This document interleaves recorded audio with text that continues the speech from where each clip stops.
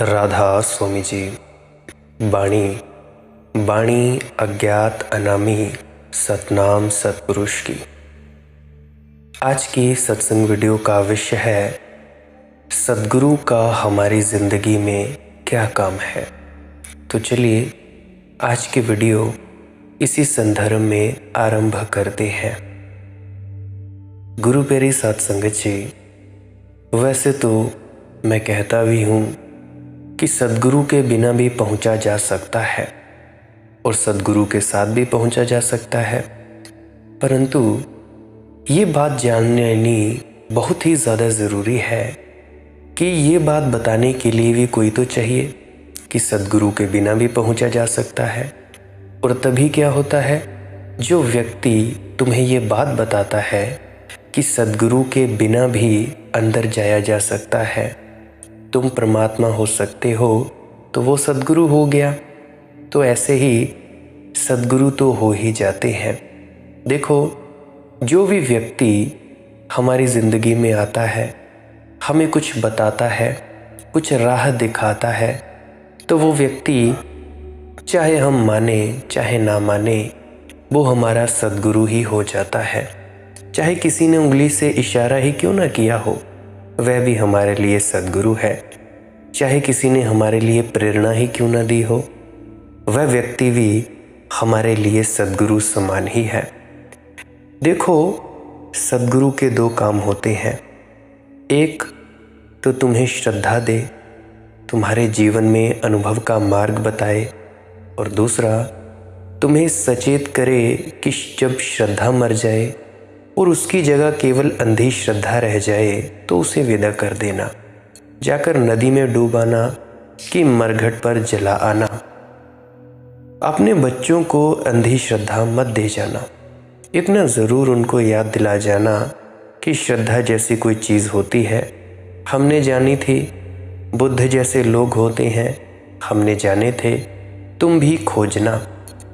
अपने बुद्ध की प्रतिमा उन्हें मत पकड़ा जाना, लेकिन अपने बुद्ध का अनुभव ज़रूर उन्हें सुना जाना, उसकी कथा उन्हें ज़रूर बता जाना, उसका गीत ज़रूर उनके कान में गुनगुना जाना, ताकि उनके भीतर गूंज होती रहे।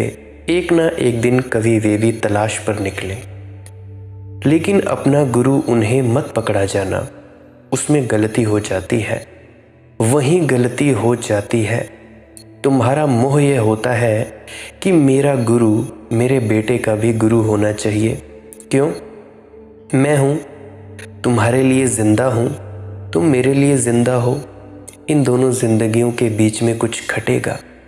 जब मैं कल जा चुका होऊंगा, तुम्हारे बच्चों और मेरे बीच कैसे कुछ घटेगा। हाँ, इतना ज़रूर तुम अपने बच्चों को बता जाना कि इस तरह की घटना घटती है, खोजना। हमें मिल गया था, तुम्हें भी मिल जाएगा, कोई ना कोई मिल जाएगा, कोई जागृत पुरुष, तुम उसके चरणों में झुकना। मगर तुम मेरी तस्वीर या मेरी मूर्ति अपने बच्चों को मत पकड़ा जाना, क्योंकि मैं तुम्हारे लिए मूर्ति नहीं हूँ, मैं तुम्हारे लिए एक जिंदा अनुभव हूँ। सभी संत सद्गुरु जिन जिन से तुमने नाम दीक्षा ली है, नामदान लिया है, वो तुम्हारे लिए कोई मूर्ति नहीं है, तुम्हारे लिए एक जिंदा अनुभव है। तुम्हारे बच्चों के लिए वो संत सद्गुरु मुर्दा मूर्ति रहेंगे। वे पूजा कर देंगे, पानी डालकर स्नान करवा देंगे, दातून रख देंगे, मगर मूर्ति के लिए इनका कोई अर्थ नहीं होगा। ये सब व्यर्थ होगा। और चूंकि वे इस मूर्ति में उलझे रहेंगे, इसीलिए कोई जिंदा गुरु उनके द्वार से भी गुजरेगा तो वे देखेंगे नहीं। वे कहेंगे हमें ज़रूरत ही नहीं, हमारे गुरु तो है, हम तो उनकी पूजा करते हैं, हम तो उन्हीं को मानते हैं। एक वृद्ध महिला है, उसका अभी अभी कुछ दिनों से मेरी कॉल पर बात होने लगी है, व्हाट्सएप के ज़रिए। उसका रस मुझ में जगा है, नहीं तो अमेरिका से वो मुझे कॉल ना करती। वृद्ध महिला है, अभी अभी उसने मालिक की मौज सत्संग के वीडियोस को सुनना शुरू किया है, लेकिन एक बड़ी अड़चन आ गई है। अड़चन ये है कि वह कहती है कि बचपन से ही मैं मानती रही हूँ कि जीसस मेरे गुरु हैं, अब दो गुरु कैसे बनाऊँ। मैंने उसको कहा कि अगर जीसस तेरे गुरु हैं तो तू मेरे पास आई ही क्यों, मुझे कॉल ही क्यों करती है तू। अगर जीसस के गुरु होने से काम पूरा हो गया तो काम पूरा हो गया। अगर जीसस के गुरु होने से काम पूरा नहीं हुआ तो जीसस तेरे गुरु कैसे। बात ख़त्म कर। जीसस रहे होंगे तेरे बाप दादाओं के गुरु, ये पुश्तैनी तुझे हक मिल गया। ये कोई धन ऐसा थोड़े ही है कि वसीयत में मिल जाए। बाहर का धन वसीयत में मिलता है, भीतर का धन वसीयत में नहीं मिलता। और बाहर के धन और भीतर के धन के ढंग ही अलग होते हैं।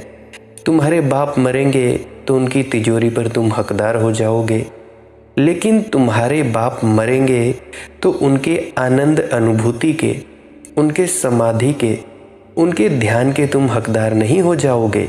अगर तुम्हारा बाप संत है तो ज़रूरी नहीं है कि तुम भी संत हो जाओगे। भीतर का धन ऐसे नहीं दिया जाता कि उसकी वसीयत कर दी कि मरते वक्त जैसे वसीयत लिख गए कि मेरा सारा धन मेरे बेटे का और मेरी समाधि भी और मेरा ध्यान भी इसी का, कि मेरे 4 बेटे हैं तो चारों समाधि को बांट लेना। ध्यान या समाधि बांटी नहीं जाती, न दी जाती है न ली जाती है।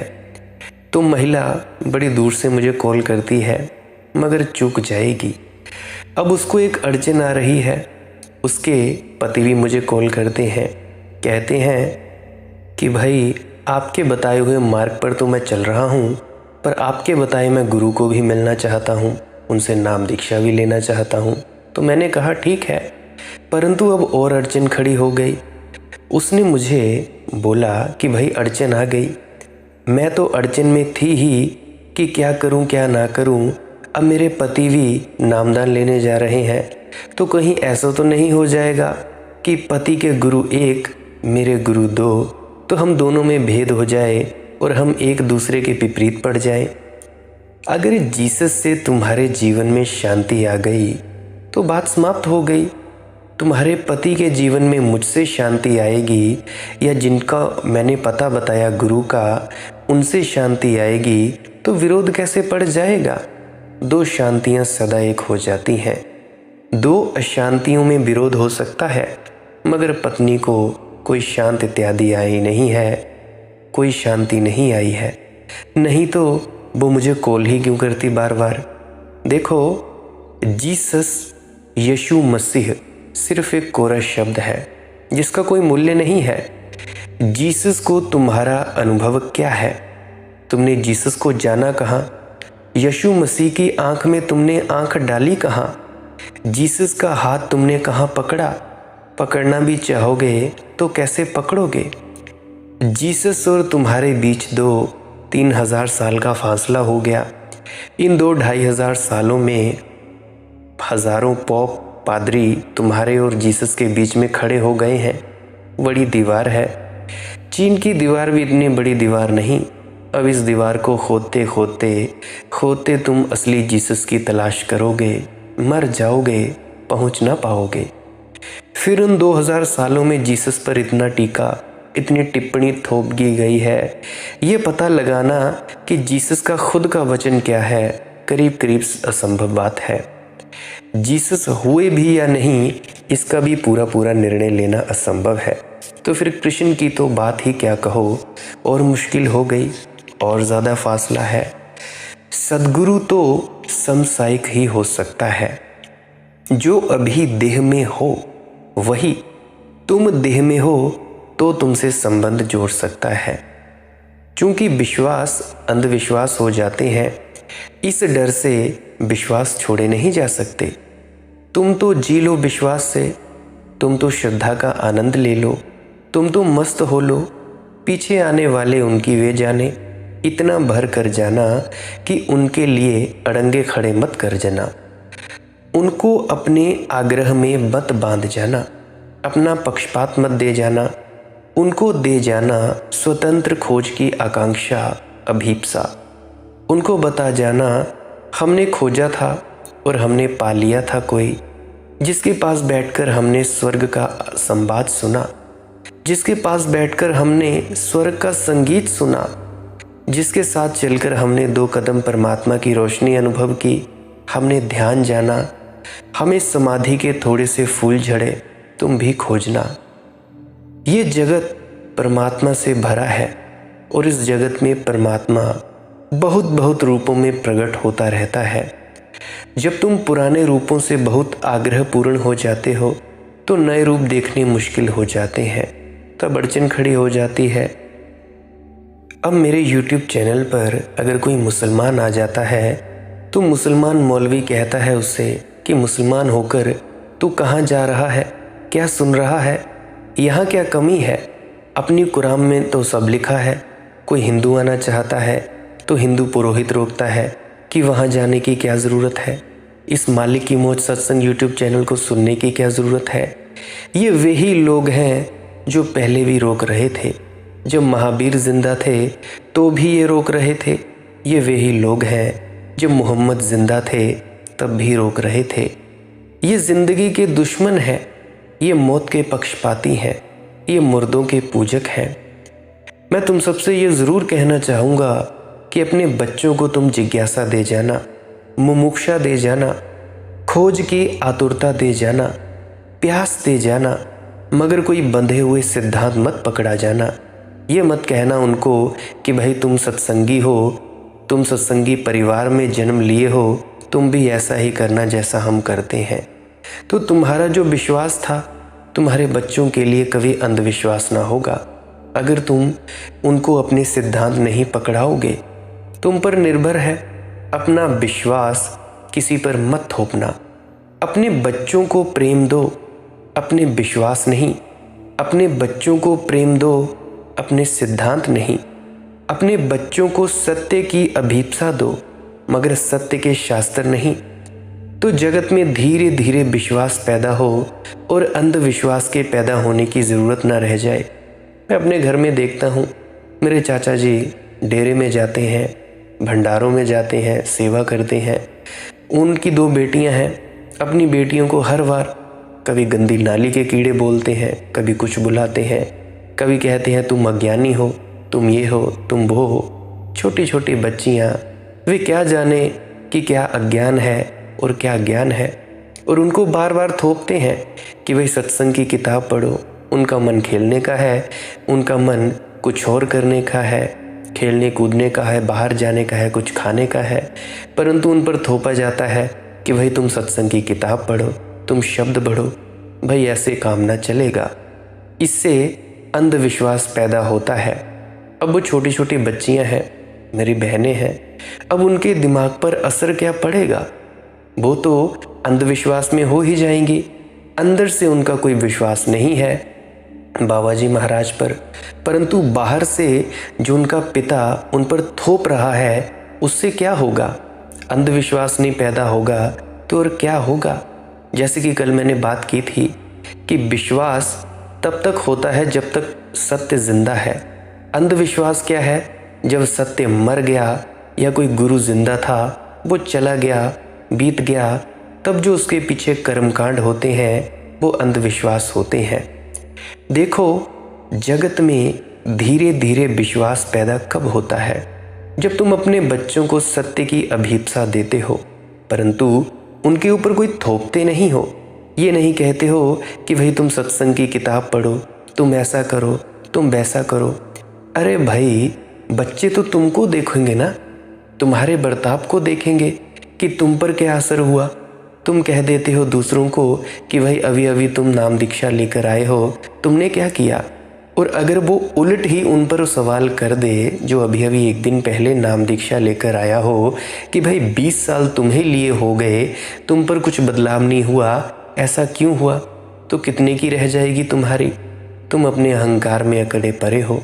तुम ज़रा सी भक्ति करते हो, 10-15 मिनट बैठने लगते हो तो दूसरों की परख करने लग जाते हो, परख नहीं करते तो दूसरों को ज्ञान देने लग जाते हो।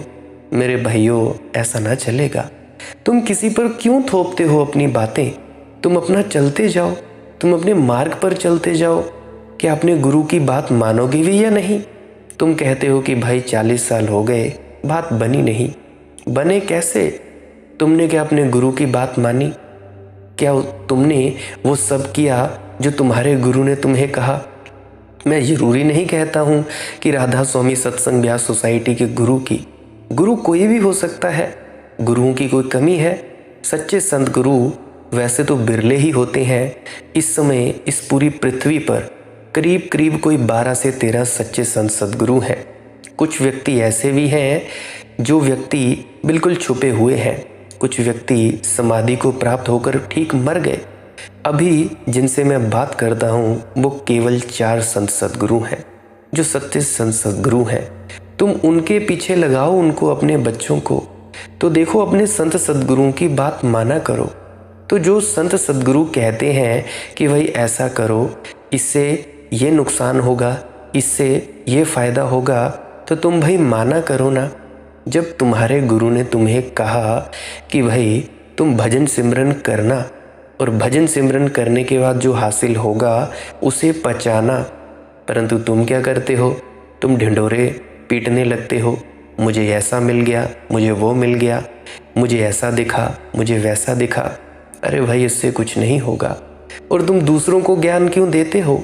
मैं तुमसे पूछता हूँ, क्या तुम सबको ज्ञान हो गया है? अगर हो गया है तो भाई लगा लो पंडाल, दो दूसरों को दीक्षा।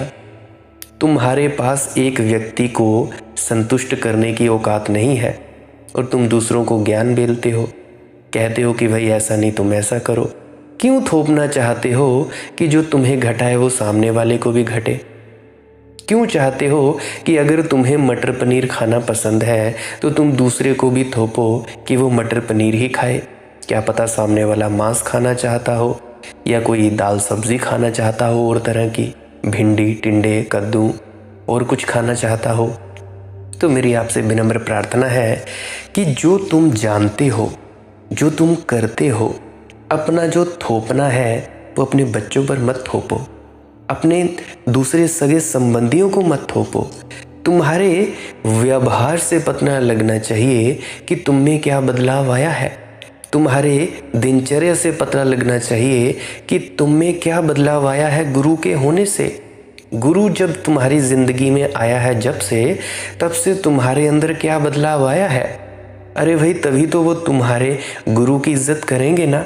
ऐसे तो वो तुम्हें भी गालियाँ निकालेंगे और गुरु को तो जूतियाँ मारते ही हैं सारे लोग। कहते हैं कि भाई तुम वहाँ जाते हो, क्या सीख के आते हो? तो भाई ऐसा नहीं चलेगा। गुरु की बदनामी तो मत करो। ये गुरु लोग जो होते हैं, थोथे और झूठे गुरु लोग, ये तो बदनामी करते ही हैं सच्चे गुरुओं की, परंतु तुम उनके शिष्य होकर भी उनकी बदनामी करने में तुले हुए हो। तुमको कुछ पता नहीं, करते हो नहीं, कहते हो कि जी 40 साल हुए नाम लिए, बात बनी नहीं। क्या बात बनेगी तुम्हारी? बात तो तुम मानते नहीं। गुरु ने कहा कि फालतू की बकवासबाजी नहीं करनी है, चुप रहना है, मौन रहना है, किसी दूसरे की परख नहीं करनी है, किसी दूसरे को फालतू ज्ञान नहीं देना है। क्या तुम ये सब करते हो? नहीं, मुझे तो नहीं लगता। मैं अपने आस पड़ोस में सभी लोगों को देखता हूँ, सभी अपने अपने अहंकार में बैठे हुए हैं। हम सत्संगी हैं, हम डेरे में जाते हैं, हमने इतने सत्संग सुन लिए, हम वहाँ पे पाठी हैं, हम गाने वाले हैं, हम ये हैं, हम सेवादार हैं, हम जत्थेदार हैं। क्या होगा इन सब से? क्या मिलेगा तुमको इन सब बातों से? मैं लिख कर दे देता हूँ, कुछ भी नहीं मिलेगा। तो प्रार्थना है कृपया ऐसा तो मत करें, अपने गुरु की बदनामी तो मत करें। तुम्हारे आचरण से, तुम्हारे दिन में किए गए कर्मों से पता लगना चाहिए कि भाई तुम किस गुरु के शिष्य हो। तुम्हारे व्यवहार से, तुम्हारे बर्ताव से, तुम्हारे रहनी सहनी से तुम्हारे बच्चों को प्रेरणा मिले, ना कि तुम उनको थोपो कि तुम भाई सत्संग की किताब पढ़ो। वो क्यों पढ़ेंगे भाई सत्संग की किताबें? वो तो यही कहेंगे ना, जब तुम्हें इतने दिनों से कुछ फ़ायदा नहीं हुआ तो भाई हम भी क्यों जाएं? हम तो फिर फालतू में ही ऐसे जा रहे हैं। तो ऐसे अंधविश्वास पैदा होते हैं, ऐसे कोई श्रद्धा नहीं पैदा होती, कोई विश्वास पैदा नहीं होता। तो प्रार्थना है ऐसा मत करें। अगर करना चाहें तो फिर भी आपकी मौज है, आप जी कर सकते हैं। तो मैं कहता हूँ अपने बच्चों को प्रेम दो, अपने विश्वास नहीं। अपने बच्चों को प्रेम दो, अपने सिद्धांत नहीं। अपने बच्चों को सत्य की अभीप्सा दो, सत्य के शास्त्र नहीं। तो जगत में धीरे धीरे विश्वास पैदा होता है और अंधविश्वास के पैदा होने की ज़रूरत न रह जाती है। मगर फिर भी ये कोई 100% बचाने की व्यवस्था नहीं है, क्योंकि कुछ हैं जो विश्वास में पड़ना ही नहीं चाहते, जो अंधविश्वास को ही पकड़ना चाहते हैं। उनको नहीं रोका जा सकता है, उनका न्यस्त स्वार्थ अंधविश्वास में है। देखो, अंधविश्वास की कुछ खूबियां हैं, मैं भी समझ लो क्यों लोग अंधविश्वासों को पकड़ते हैं। एकदम पागल नहीं है लोग भी बड़े होशियार हैं, लोग बड़े चालबाज हैं, लोग बड़े गणित से काम चलाते हैं। वे अंधविश्वास को पकड़ते हैं तो उसके पीछे उनका तर्क है। तर्क क्या है? एक तो यह कि अंधविश्वास में कभी कोई झंझट नहीं होती, अंधविश्वास में बदलना नहीं पड़ता स्वयं को।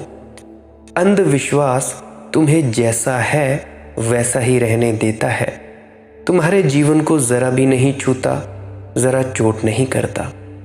जीवंत विश्वास तुम्हारे जीवन को बदलेगा। वह आग है, उसमें से गुजरोगे तो जलोगे, हालांकि जलोगे तो ही निखरोगे, मगर जलन के क्षण तो कठिन होते हैं, पीड़ा के होते हैं। अंधविश्वास राख है। अच्छा शब्द कहो तो विभूति, खूब मलो, शरीर पर लगाकर बैठे रहो, कुछ फर्क नहीं पड़ता। कभी अंगारे थे, मुझसे एक सज्जन मिले, कहने लगे कि आप ऐसा चमत्कार क्यों नहीं दिखाते जैसा सत्य साईं बाबा दिखाते हैं। विभूति? मैंने कहा कि मैं अंगार पैदा करता हूँ, विभूति वगैरह तो अपने आप पैदा हो जाएगी। अब अंगार बुझ जाएंगे तो विभूति पैदा हो जाएगी। अंगार खाने हो तो मेरे पास आओ, अंगार चबाने हो तो मेरे पास आओ। विभूति वगैरह में क्या रखा है, मैं तो राख अपने आप पैदा हो जाती है। हर अंगारा आखिर में राख होकर पड़ा रह जाएगा। फिर बांट लेना विभूति, लगा लेना सर पर और चख लेना विभूति, मगर विभूति से कुछ भी ना होगा। अंगार, अंगार चाहिए। जीवित गुरु के पास होना आग के पास होना है। अंधविश्वास में एक सुविधा है, अंधविश्वास एक खिलौना है। मज़े से खेलो, कोई खतरा नहीं है। अंधविश्वास आग नहीं है, कागज़ पर बनी हुई आग की तस्वीर है। छाती से लगाओ, सिर पर रखो, कुछ हर्जा नहीं होने वाला है, तुम जल नहीं जाओगे। विश्वास अग्नि है, अग्नि की तस्वीर नहीं। छुओगे कि बदलाहट शुरू होगी। तो जो बदलना ही चाहते हैं, जो जीवन को दांव पर लगाने को ही तत्पर हैं, जो कहते हैं जिंदगी में रोशनी चाहिए, मरने के पहले अमृत को जानना है, ऐसा जिनके मन में भाव है, वे ही लोग विश्वास से जुड़ेंगे। मगर 100 में 99% लोग इतनी झंझट में नहीं पड़ना चाहते। वे कहते हैं जिंदगी सब ठीक चल रही है, हम बड़े मज़े में हैं, मगर थोड़ा सा संदेह कभी कभी किन्हीं क्षणों में मन को पकड़ लेता है कि मरना तो होगा एक दिन, और ईश्वर के सामने खड़े होंगे और वह पूछेगा कि कहो कुछ किया था, तो बड़ी मुश्किल होगी, क्योंकि अपना इतिहास तो बस इतना ही है कि इस होटल से उस होटल में गए, इस क्लब से उस क्लब में गए, इस फिल्म से उस फिल्म में गए, इस स्त्री को छोड़ा, उस स्त्री को पकड़ा। यही अपनी जीवन कथा है। ईश्वर के सामने कहने में बड़ी लज्जा आएगी, क्योंकि एक क्लब से दूसरे क्लब जाते बीच में किसी मंदिर में थोड़ा सिर झुका लें तो ठीक रहेगा। कम से कम कहने को तो कुछ रहेगा कि जब एक क्लब से दूसरे क्लब जा रहे थे, बीच में हनुमान जी का मंदिर पड़ा था, तो हमने सिर झुकाया था। कि जब एक स्त्री को छोड़कर दूसरी स्त्री से ब्याह किया था, तो हम मंदिर में गए थे, हमने फूल चढ़ाए थे, नारियल भी चढ़ाया था। और जब हमने एक धंधे को छोड़कर दूसरा धंधा किया था, तो हमने तुम्हारी याद रखी थी। कुछ कहने को रहेगा। मन में आदमी के संदेह पैदा होते हैं, क्योंकि मौत तो है, कैसे जुटलाओ, मौत तो है। और कहीं मौत के बाद बचे, फिर पक्का नहीं हो पाता मौत के बाद क्या है, बचेंगे भी कि नहीं। अगर बिल्कुल पक्का हो जाए कि नहीं बचेंगे, तो तुम अंधविश्वास भी छोड़ दो। विश्वास तो पकड़ने का सवाल ही नहीं उठता। फिर अंधविश्वास भी छोड़ दो। अगर ये निर्णायक रूप से सिद्ध हो जाए कि मौत के साथ सब समाप्त हो जाता है, तो फिर तुम हनुमान जी की मूर्ति पर सिर न झुकाओ। फिर क्या प्रयोजन रहा? फिर क्यों नारियल खराब करो? क्या अर्थ है इन बातों का? इतना समय और थोड़ा धन कमाओ, इतना समय और थोड़ा टीवी देखो, यूट्यूब चलाओ, अपनी फालतू की वीडियोस देखो, रील्स देखो। इतना समय और थोड़ा अखबार पढ़ो, इंस्टाग्राम चलाओ। इतना समय कुछ और कर लो। समय क्यों खराब करो? मगर तय तो नहीं पाता कि मौत के बाद क्या है। न इस तरफ तय होता, न उस तरफ तय होता। ना तो यही तय हो पाता कि बचेंगे। अगर ये बिल्कुल पक्का हो जाए कि बचेंगे तो विश्वास पकड़ लो, तो तुम किसी सद्गुरु की तलाश करो। ना यह पक्का होता कि कहीं बचेंगे। अगर ये हो जाए तो अंधविश्वास भी छोड़ दो। इस दुविधा में कि पता नहीं बचेंगे कि नहीं बचेंगे, तुम तरकीब खोजते हो।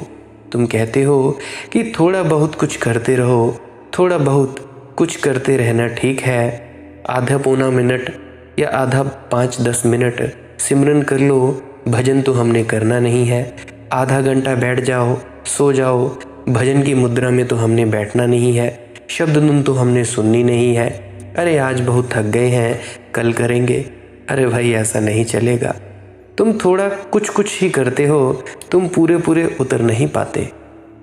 मेरे एक रिश्तेदार हैं, कृष्ण मूर्ति को 30-35 साल से सुनते हैं, मुझे भी सुनते हैं। मालिक की मौज सत्संग यूट्यूब चैनल खोल के बैठते हैं, सुनते हैं। न ईश्वर को मानते, न मंत्र को, न पूजा, न प्रार्थना को, कुछ नहीं। एक दिन उनके बेटे ने मुझे आकर खबर दी कि उनको हार्ट अटैक हो गया है, तो आप आ जाएं। शायद घड़ी दो घड़ी के मेहमान हैं, आपके आने से ठीक होगा, उनको बड़ी राहत मिलेगी। तो मैं गया तो मैं बहुत चौंका। चुपचाप उनके कमरे में प्रविष्ट हुआ, क्योंकि उनकी हालत खराब थी। वे आंखें बंद किए राम राम जप रहे। राम राम, मुझे भरोसा ही नहीं आया। और राधा स्वामी कवि कह रहे थे। मैंने उन्हें हिलाया, मैं भूल ही गया उनको हृदय का दौरा पड़ा है। मैंने कहा, जाने दो हृदय के दौरे को भाड़ में, ये तुम क्या कर रहे हो? राम राम राम राम, हनुमान हनुमान हनुमान, ओम ओम ओम, राधा स्वामी। 30-35 साल कृष्ण मूर्ति को सुना, 2-2.5 साल से मुझे भी सुनते रहे हो, और राम राम। उन्होंने कहा कि अब आप ये बात रहने दो, अभी मत उठाओ, अभी ये मरने का मामला है, कौन जाने हो ही।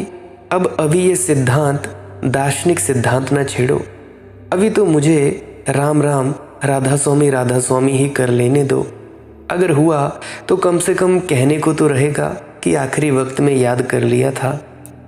ऐसा आदमी से चल रहा है, ऐसा आदमी हिसाब किताब करता है, कुशलता से चल रहा है, इंतज़ाम करके चल रहा है। झंडूराम एक दिन छाता लेकर बाजार की तरफ जा रहा था। बीच में पानी आ गया तो उसके साथी ने कहा कि झंडूराम, छाता खोल क्यों नहीं लेते? उसने कहा कि छाता खोलने से कोई सार नहीं, छाता टूटा हुआ है और छेद ही छेद है।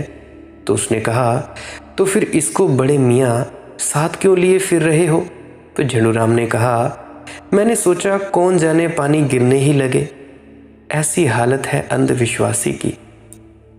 छाता है, काम का नहीं है, कोई हर्जा नहीं, मगर छाता जैसा तो दिखाई पड़ता है ही। कम से कम कौन जाने पानी गिरने ही लगे तो साथ तो रख ही लो, छाता रख लो। एक आत्मविश्वास तो बना रहेगा कि छाता पास है, हालांकि काम नहीं पड़ने वाला छाता। अगर पानी गिरेगा तो छेद ही छेद है, टूटा फूटा है। मगर ऐसी आदमी की अवस्था है। तुम ज़रा अपनी भी जांच करना। तुम श्रद्धा से मंदिर गए हो? तुम अपने अहोभाव से मंदिर गए हो? तुम अपने अहोभाव से किसी सत्संग सेंटर में गए हो? तुम कभी झुके हो मस्ती में, मदमस्त होकर? नहीं, वही छेदों वाला छाता है। कौन जाने हो ईश्वर तो चलो झुक ही लो, मगर तुम्हारा झुकना झूठ है। छेद वाला छाता है, काम नहीं पड़ेगा। तुम किसको धोखा दे रहे हो? तो मैं ये नहीं कह रहा हूँ कि 100% गारंटी है कि तुम अपने बच्चों को अंधविश्वास नहीं दे जाओगे, तो वे अंधविश्वास नहीं अपने खुद पैदा कर लेंगे।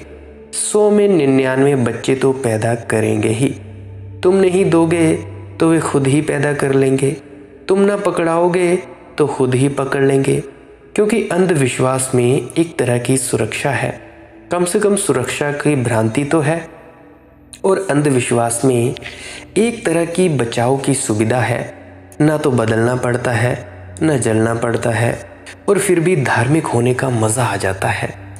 इसीलिए तो लोग मंदिर चले जाते हैं, सत्संग सेंटरों में चले जाते हैं, मस्जिद चले जाते हैं, गुरुद्वारे चले जाते हैं, चर्च चले जाते हैं।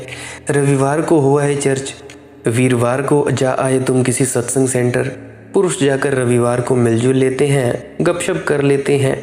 तो भाई चर्च में भी ऐसा ही होता है। चर्च या सत्संग सेंटर से किसी को लेना देना नहीं है। स्त्री अपना गहना, साड़ी इत्यादि दिखलाती हैं, उनको भी कोई चर्च से मतलब नहीं है।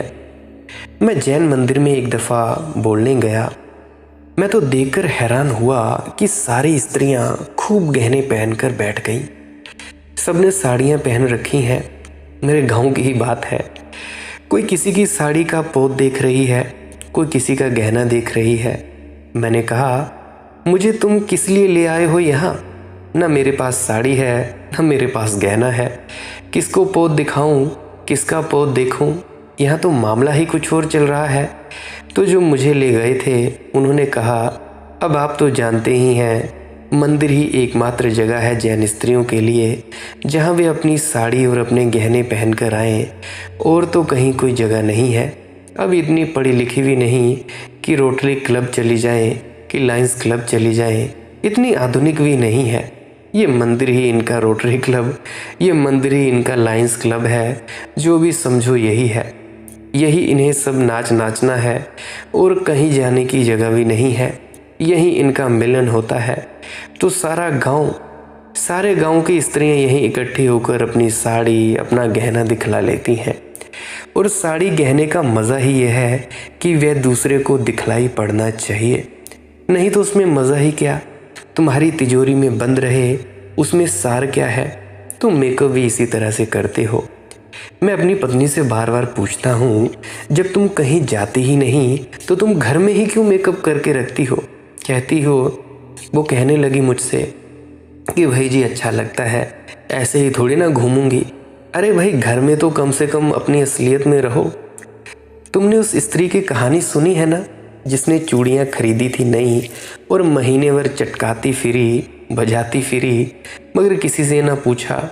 तो उसने अपने घर में आग लगा ली, और जब छाती पीट पीट कर खूब हाथ हिला हिला कर चिल्लाने लगी कि बर्बाद हो गई, बर्बाद हो गई, तब एक स्त्री ने उससे पूछा कि भाई, और तो सब ठीक है, बर्बाद तो तू हो गई, मगर चूड़ियाँ कब खरीदी? तो उसने कहा कि अरे नासमझ, अगर पहले ही पूछी होती तो घर में आग क्यों लगाती? आदमी के चाहे घर में आग लग जाए कोई फिक्र नहीं, मगर 4 लोगों को पता तो चल जाए कि मेरे पास भी कुछ है, और तो कुछ है भी नहीं भीतर का, बाहर ही बाहर का है। मेरे मित्र ने गाड़ी ली, निक्सन। मैं घर पर नहीं था, मैं ब्यास जा रहा था, डेरे में जा रहा था।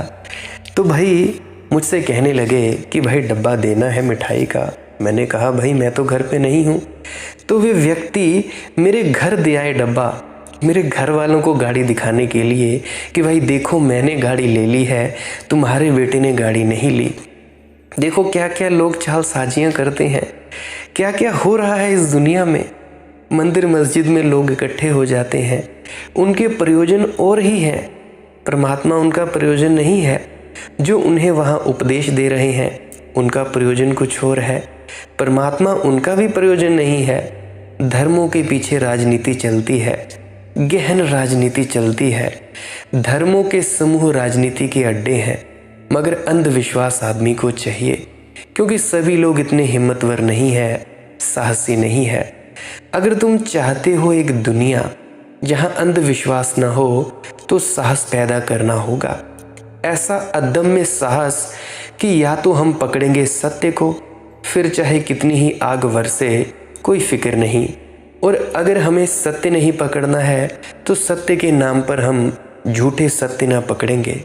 या तो हम आस्तिक होंगे तो ऐसे आस्तिक जिन्होंने परमात्मा को जाना, या हम फिर ऐसे नास्तिक ही रहेंगे, मगर ईमानदार नास्तिक रहेंगे। मेरी यही देशना है, या तो बनो असली आस्तिक या कम से कम असली नास्तिक तो रहो। इन दोनों के बीच में अंधविश्वासी है, ना असली आस्तिक ना असली नास्तिक। देखो, आस्तिक वो व्यक्ति होता है जो परमात्मा को देखकर जानकर मानता है, और नास्तिक वो व्यक्ति होता है जो परमात्मा को नकारता है। तो मैं बात कर रहा हूँ अंधविश्वासी की। ना असली आस्तिक है ना असली नास्तिक है तो नास्तिक आस्तिकता की चादर ओढ़े हुए है, राम नाम की चदरिया ओढ़े है, राधा स्वामी बाहर से करता है, और भीतर बैठा नास्तिक, भीतर शक है, बाहर से विश्वास ओढ़ा हुआ है। यह अंधविश्वास की स्थिति है। अभी कल ही एक व्यक्ति ने मुझसे व्हाट्सएप पर प्रश्न पूछा, क्या बताने की अनुकंपा करेंगे कि कोई व्यक्ति या जनसमूह सांसारिक होने के लिए, आधुनिक रहने के लिए क्या करे। एक ही बात है, जो जा चुका जा चुका, जो है और जो अभी नहीं है तो है से संबंध जोड़ो। सब अर्थों में है से संबंध जोड़ो। जो अभी है, प्रेजेंट है, अभी इसी वर्तमान में है, इससे संबंध जोड़ो। तुम वह भोजन तो नहीं करते जो 3000 साल पहले दुनिया में था, या कि करते हो? उस संबंध में तुम बिल्कुल सांसारिक हो। तुम भोजन वही करते हो जो आज उपलब्ध है। कपड़े तुम वे ही नहीं पहनते जो तुम्हारे पुरखे पहनते थे। उस संबंध में तुम बिल्कुल सांसारिक हो। तुम टेरेलिन पहनते हो, टेरिकोट पहनते हो, और अब कोशिश करते हैं कुछ व्यक्ति कि भाई खादी भी असली ना रह जाए, खादी भी नकली हो जाए, उसमें भी 80% कृत्रिम सिंथेटिक धागे मिला दिए जाएं। अब तो खादी भी आधुनिक होने की कोशिश कर रही है। कपड़े तुम आधुनिक पहनते हो, भोजन तुम आधुनिक करते हो, सांस तुम आधुनिक लेते हो, लेकिन धर्म के मामले भर में तुम आधुनिक नहीं हो, क्योंकि धर्म में तुम्हारा कोई रस नहीं है। नहीं तो तुम उसमें भी आधुनिक हो जाओगे। ना तो बुद्ध के समय के तुम कपड़े पहनते हो, ना बुद्ध के समय का भोजन करते हो। लेकिन बुद्ध के समय की पूजा क्यों कर रहे हो? पूजा में तुम्हें रस ही नहीं है। तुम कहते हो कोई भी हुई चलेगी, क्या लेना देना है। जिस बात में तुम्हें रस है उसमें तो तुम आधुनिक होने की कोशिश करते हो। 1 साल बीत जाती है तो नई साल की कार का मॉडल खरीदते हो, नया मोबाइल खरीदते हो। नहीं खरीद पाते तो दिल में बेचैनी होती है। अगर कोई उपाय ही नहीं होता तो कम से कम कार की प्लेट नई लगवा लेते हो। तुम अपने मोबाइल फ़ोन का कवर बदल लेते हो, स्क्रीन डलवा लेते हो। एम्बेसडर तो पुरानी है, मगर लगा लिया एम्बेसडर मार्क 3। कम से कम इतना ही धोखा, क्योंकि बाकी एम्बेसडर तो एक ही जैसी है।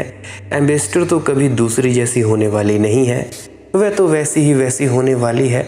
मगर मार्क 3 तो बाज़ार में मिल जाता है, वह तो लगा लिया। खुद को ही धोखा दे रहे हो, दूसरों को धोखा दे रहे हो।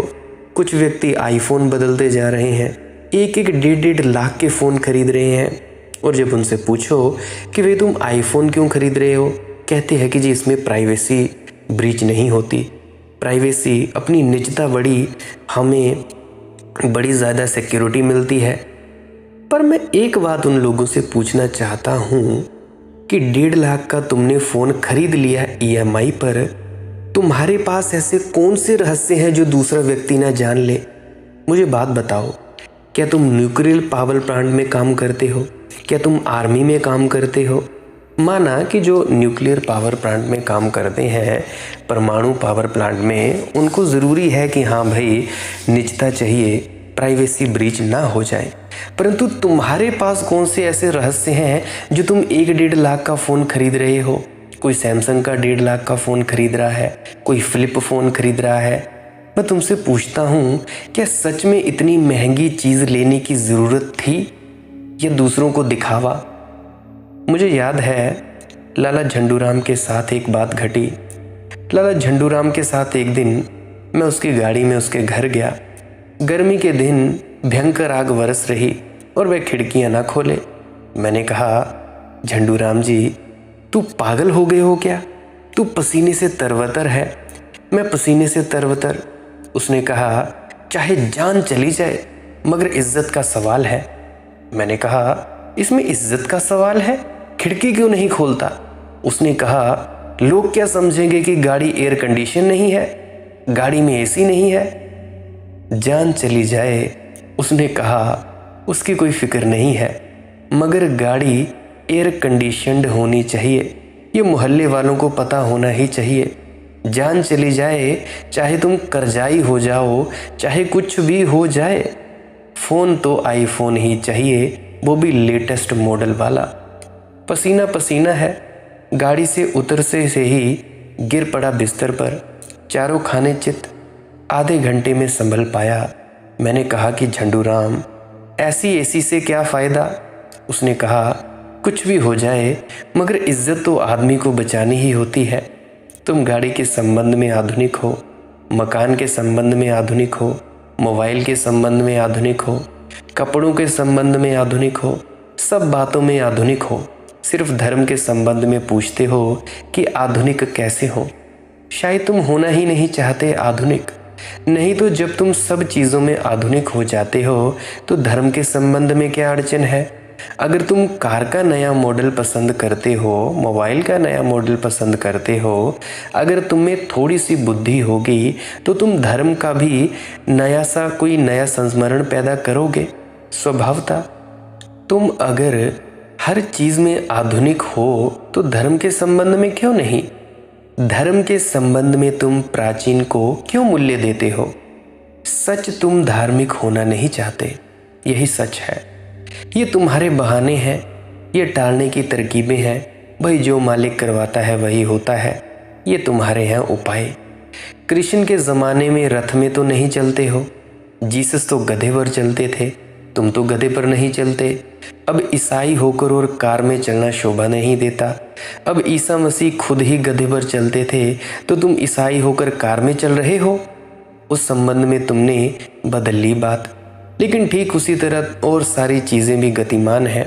परमात्मा रोज़ नए फूल खिलाता है, परमात्मा रोज़ मसीहा भी पैदा करता है, परमात्मा रोज़ नए तीर्थंकर भी पैदा करता है, परमात्मा रोज़ नए पैगंबर भी भेजता है।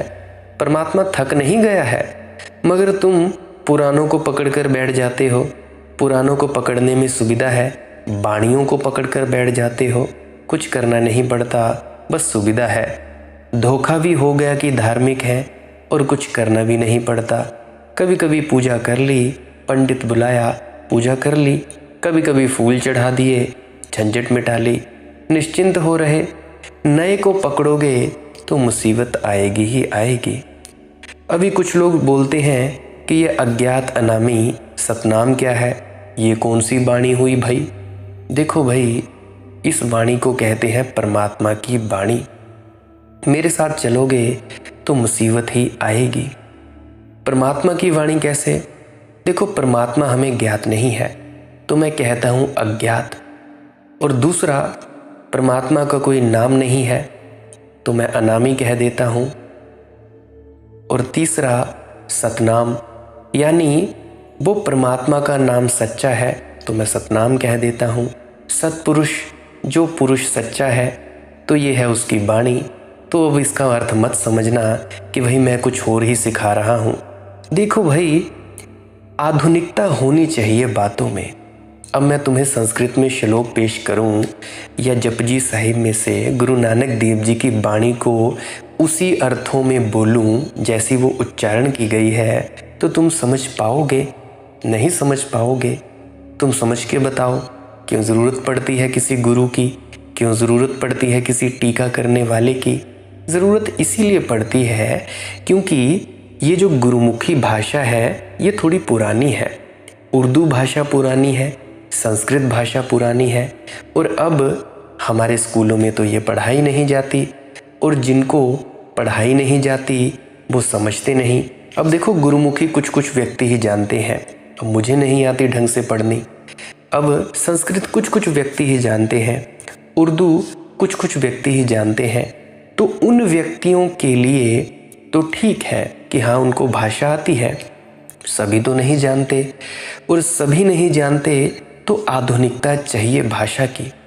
तो इसीलिए ये भाषा नई है, जो हमारा अनुभव है वो वही है। देखो, सूरज की किरणें वही होती हैं, नाम अलग अलग होते हैं। पानी को कभी हम पानी कह देते हैं, अंग्रेज़ी में वाटर कह देते हैं, हिंदी में नीर कह देते हैं, जल कह देते हैं, तो तरह तरह के नाम हैं। उसी तरह से अनुभव वही है, अर्थ वही है, परंतु भाषा अब मैं नई प्रयोग करता आ रहा हूँ। मेरे ख्याल से आप अज्ञात अनामी सतनाम सतपुरुष की वाणी का भी मतलब समझ पाए होंगे। तो देखो, मेरे साथ चलोगे तो मुसीबत आएगी, महावीर के साथ चलोगे क्या मुसीबत है? कोई मुसीबत नहीं है। लेकिन मालिक की मौज सत्संग यूट्यूब चैनल पे वीडियोस सुनने वालों को मुसीबत तो आएगी। मेरे साथ इंच इंच मुसीबत होगी, और वही मुसीबत है जो रूपांतरण करती है। अगर तुम सबकी ज़िंदगियों में कुछ बदलाव आया है, क्रांतियाँ घटी हैं, कुछ रूपांतरण हुए हैं, तो उसकी वजह सिर्फ यही है कि मेरी भाषा शैली मुसीबत लाती है।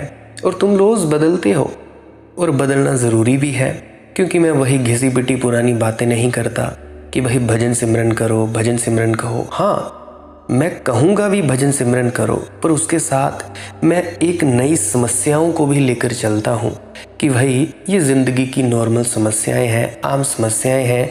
अगर तुम इन समस्याओं से नहीं पार जाओगे तो कैसे परमात्मा का स्मरण कर सकोगे? बहुत से प्रश्न उठते हैं मन में, तो उन प्रश्नों का जवाब भी ज़रूरी है। पर मैं एक बात आपसे ज़रूर कहना चाहूँगा, भजन सिमरन करो। अगर भजन सिमरन करोगे, अपने ही भीतर उतर जाओगे, अनहद नाद को सुनते सुनते मैं शर्त लगाकर कह सकता हूँ तुम्हारे सभी प्रश्न गिर जाएंगे।